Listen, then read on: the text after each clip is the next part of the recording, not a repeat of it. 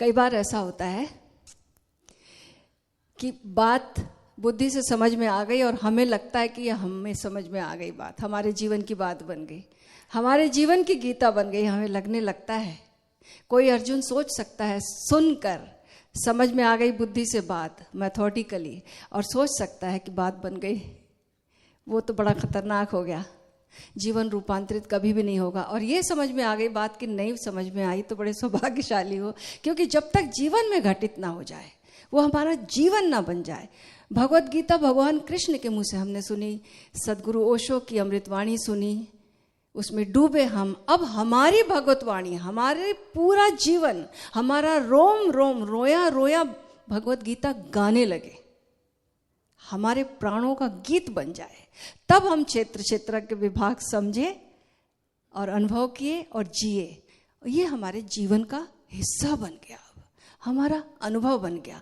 ऐसे संकल्प से भरे हम, क्योंकि ऐसा ये अनुभव सबको हो सकता है। परमात्मा सबको बड़ा जस्टिफाइड है, कहना चाहिए जस्टिस है, परमात्मा न्याय प्रिय है।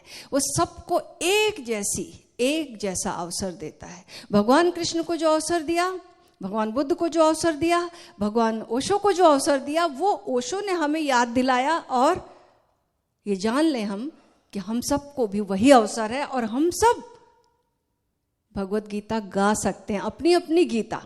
हर एक की गीता भगवत गीता होगी, है ना। खाली सूत्र रट लेने से नहीं होगी बात। हम कितने गीता को कंठस्थ कर लें तो भी बात नहीं बनेगी, हम कितनी बार उसको दोहरा लें तो भी बात नहीं बनेगी। जीवन कैसे जिया, जीवन हमारा भगवत गीता बना या नहीं बना, क्योंकि जीवन का गीत ही भगवत गीता है। और ये गीत कैसे फूटेगा? जब तक हमें जीवन की समझ नहीं आएगी तब तक गीत नहीं फूटने वाला।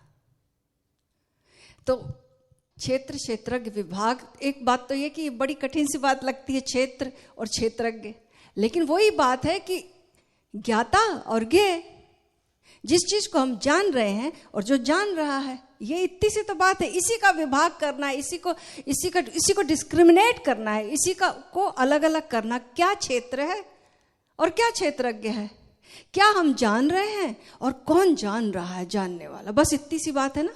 आई बात समझ में? अब ये जानना है कि क्या क्या हम जानते हैं। देखो, तो दो विधि हैं। एक विधि है नेति नेति, ये मैं नहीं हूं, ये मैं नहीं हूं, ये मैं नहीं हूं, ये मैं नहीं हूं।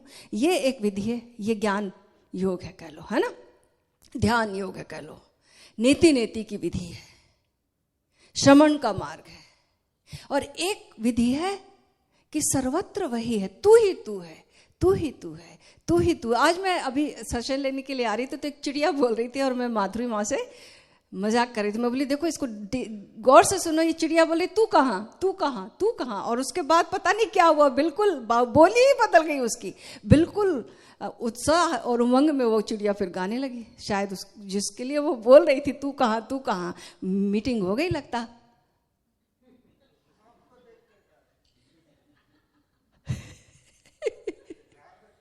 मुझे देखकर नहीं, मेरे जैसा कोई होगा उसके लिए उसके लिए गा रही थी वो। तो बात यह है कि ऐसा हुआ कि एक आयरिश कथा ओशो ने सुनाई है। कथा नहीं है, वो घटना है जीवन की। एक आयरिश वृद्धा, वो भी तू कहाँ गा रही थी बेचारी। लेकिन उसको लगा, उसको बड़े अनुभव हुए जीवन में, लेकिन अब जैसे जैसे बीमार हो गई और एज हो गई तो उसको लगा कि उसका संबंध टूट गया है परमात्मा से। उसकी बात अब परमात्मा तक जा नहीं रही। वो तू कहाँ भी बोली भी नहीं आ रही, भीतर से भावना भी नहीं आ रही। वो परमात्मा के प्रति जो प्यास है, वो जो जोड़ है, वो सब खत्म हो गया। वो जो एक ब्रिज था वो भी टूट गया। जीवन ने ऐसा दिन दिखाए उसे, बीमारियों के और वृद्धावस्था के, कि सब कुछ तहस नहस हो गया और बड़ी दुखी रहने लगी, बड़े डिप्रेशन में आ गई, बहुत डिप्रेस्ड हो गई। अब उसे लगता था कि कभी भी मृत्यु आ सकती है और मैं अभागी ऐसे ही मर जाऊंगी। उसके जीवन को ये बात काटने लगी। ये बादल जो है काली माँ की तरह छाने लगे उसके भीतर कि मेरा बिना परमात्मा को अनुभव किए, बिना संपर्क हुए मैं ऐसे ही मर जाऊंगी। ये जीवन मेरा ऐसे ही व्यर्थ गया।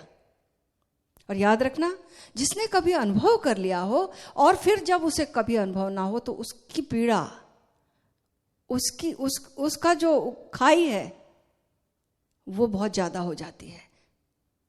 जिसने एक बार शिखर देख लिया हो और फिर वो खाई में जाए तो उसके लिए वो बहुत पीड़ादायी होती है बात, क्योंकि कभी उसने अनुभव कर चुका है। वो तो उसके जीवन की ये कहानी थी।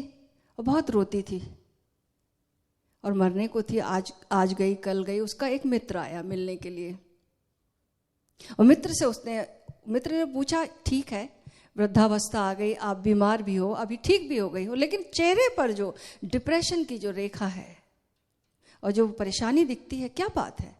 तो उसने अपने मित्र को बताया कि ऐसी ऐसी बात है कि मेरा परमात्मा से सारे संपर्क टूट गए। लगता ही नहीं कि परमात्मा एग्जिस्ट करता है, या मेरी आवाज यही एक पहाड़ों से लौट लौट कर मुझ तक ही आ जाती है और वहां जाती ही नहीं कोई सदा। कोई संपर्क का कोई रास्ता नजर नहीं आता, कोई भाषा समझ में नहीं आती। क्या करूं? ये आंसू इसलिए निकलते जाते हैं। तो मित्र ने कहा, रोने की कोई बात नहीं, दुखी होने की कोई बात नहीं। परमात्मा से संपर्क कभी नहीं टूटता। और याद रखना, किसी भी उम्र में वो संपर्क तुम स्थापित कर सकती हो, किसी भी उम्र में। संसार से तो संपर्क करने के टाइम होता है, लेकिन परमात्मा से किसी भी अवस्था में हम तुरंत जुड़ सकते हैं। लेकिन जुड़ने के लिए क्या? तुम कहो परमात्मा से, कहो कि मेरे हाथ तो बहुत छोटे हैं, मैं तुम्हें कैसे ढूंढूं? तुम कहाँ हो? मैं तुम्हें कैसे पुकारूं? कहाँ आवाज दूं? वो गाना है ना, अकेले हैं। तो ये जो बात है कि हम अकेले हैं, हम छोटे हैं, क्षुद्र हैं, हमारे हाथ तुम तक कहाँ तक ले जाएंगे? ये हाथ तुम कहाँ हो? हमारी आवाज कहाँ तक हम डालें? कैसे पुकारें? किस भाषा में पुकारें? लेकिन तुम तो विराट हो। तुम्हारे हाथ तो आ सकते हैं हम तक। तुम तो सुन सकते हो, तुम तो पुकार सकते हो, तुम तो आ सकते हो इस जीवन में। ऐसी प्रार्थना करो, मित्र ने ये बताया, और पूरी श्रद्धा से करना। चूंकि मित्र था, मित्र के प्रति हर व्यक्ति खुला रहता है। उस वृद्धा को बात समझ में आई और उसने तुरंत, क्योंकि उसने मित्र ने कहा, देखो अपने संपर्क टूट गए होते ना परमात्मा से तो तुम जिंदा ही नहीं रहती। कोई व्यक्ति, कोई भी जिंदा नहीं रह सकता। उससे जिस क्षण संपर्क टूटता है मृत्यु हो जाती है। तुम जीवित हो, यही प्रमाण है। बस आंख बंद करो और पुकारो उसे। वृद्धा ने आंख बंद कर ली। थोड़ी देर में वृद्धा का चेहरा बदलने लगा, पूरा आभा मंडल चेंज हो गया, आंखों से झरझर आंसू बहने लगे और कहने लगी, परमात्मा तू महान है, कृपालु है, तेरी करुणा अपार है। क्यों ऐसा कहा उसने? उसको लगा अचानक एक हाथ उसके सर पर आया और सर पर रख दिया हाथ। किसी ने आकर उसके सिर पर हाथ रख दिया और जैसे ही वो हाथ आया, उसके भीतर से एक दिव्यता की अनुभूति से घिर गई और प्रेम के आंसू बहने लगे। और फिर धीरे धीरे जब यह अनुभूति पूरी हुई, उसकी आंख खुली, मित्र मुस्कुराया और पूछा। तो वृद्धा ने बताया, ऐसा ऐसा अनुभव हुआ, परमात्मा ने मेरे सिर पर हाथ रखा, मेरी पुकार उसने सुन ली। मेरा सौभाग्य का अंत नहीं है। लेकिन फिर उदास हो गई। मित्र बोला, फिर क्यों उदास हो गई? वृद्धा बोली, मुझे लगता है वो हाथ तुम्हारे हाथ जैसा था, ठीक तुम्हारे हाथ जैसा था वो। तो मित्र मुस्कुराया और बोला कि परमात्मा ऊपर से इतना लंबा हाथ तेरे सिर पे रखेगा? जहां जो हाथ मौजूद हैं उन्हीं हाथों का उपयोग करता है परमात्मा, पास में जो भी हाथ मौजूद है।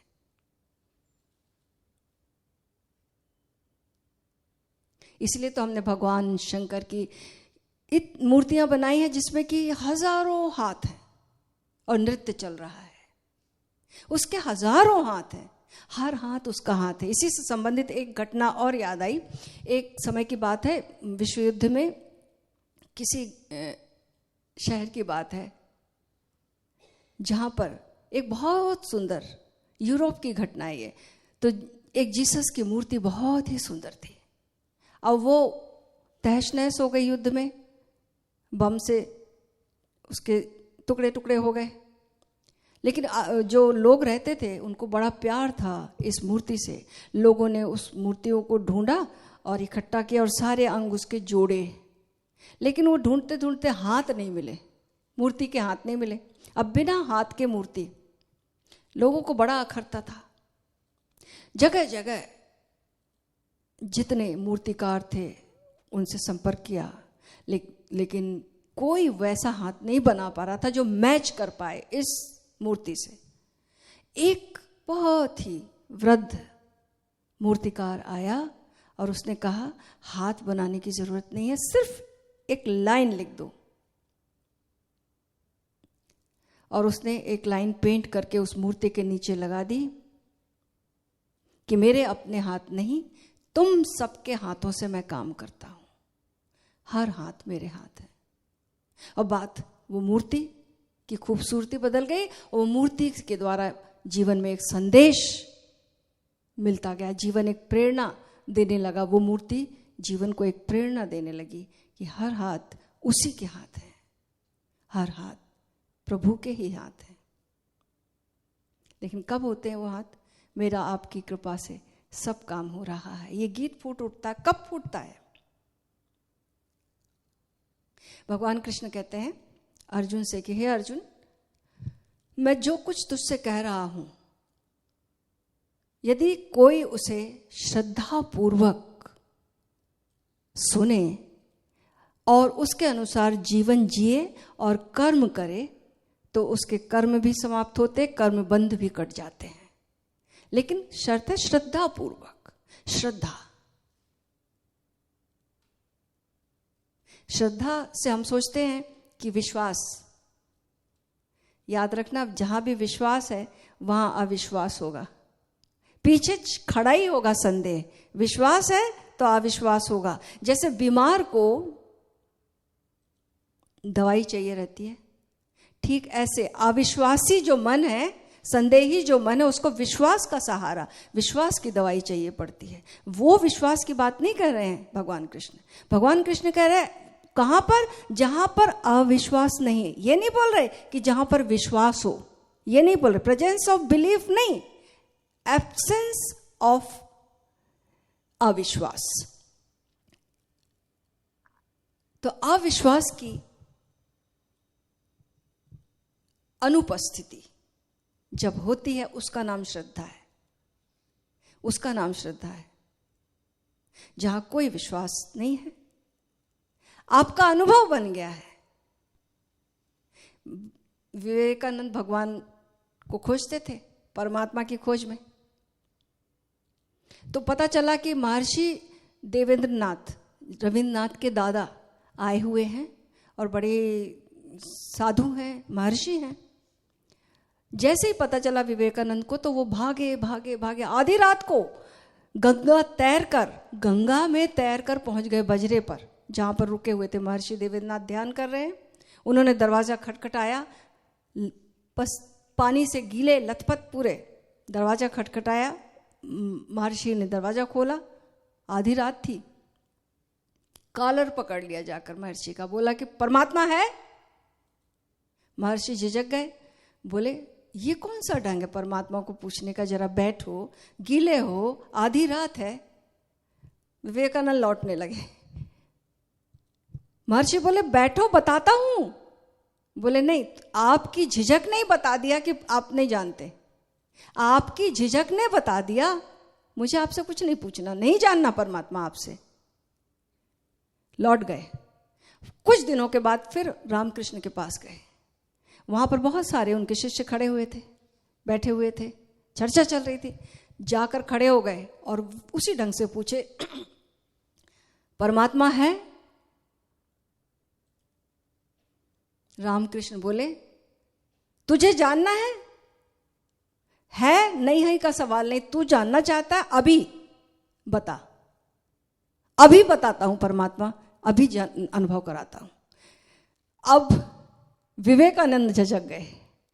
विवेकानंद बोलते हैं कि जिस झिझक में मैंने देवर्षि को डाला था, देवेंद्रनाथ को, उसी झिझक ने मुझे रामकृष्ण जी ने डाल दिया, परमहंस देव ने डाल दिया।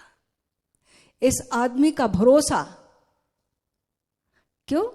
क्योंकि ये विश्वास नहीं करते। महर्षि बताते देवेंद्रनाथ तो विश्वास से बताते, अनुभव से नहीं, ग्रंथ से बताते, शास्त्र से बताते, लेकिन रामकृष्ण अपने अनुभव से, अपने जीवन के अनुभव से बता रहे, इसलिए वहां कोई अविश्वास नहीं है, पूर्ण श्रद्धा। तो इस श्रद्धा की बात कर रहे भगवान कृष्ण। जब कोई इस श्रद्धा से मेरे कहे हुए अनुसार जीवन जीता है तो उसके कर्म और कर्मबंध कट जाते हैं और जीवन में वो आनंद को उपलब्ध होता है, मोक्ष को उपलब्ध होता है।